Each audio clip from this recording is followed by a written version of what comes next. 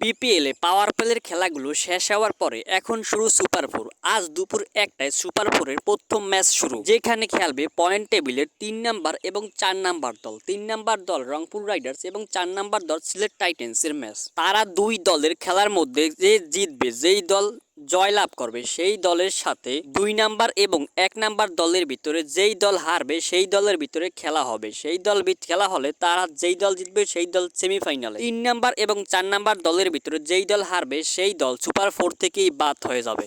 এখন আসি 1 নাম্বার এবং 2 নাম্বার দলের ভিতরে খেলা কখন।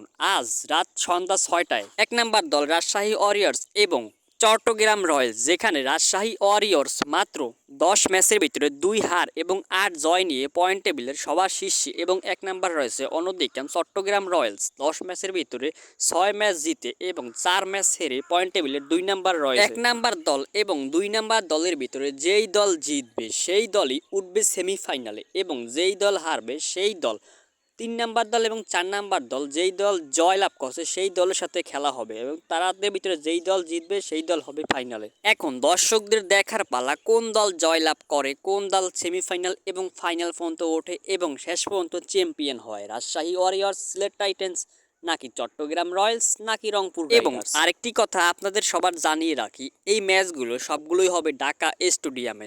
আপনারা যারা আমার দর্শক আছে তাদের কাছে একটা প্রশ্ন, আপনারা কে কোনখান থেকে দেখছেন এবং এবার বিপিএল এ কোন দলকে সাপোর্ট করেন কমেন্টে জানাতে ভুলবেন না।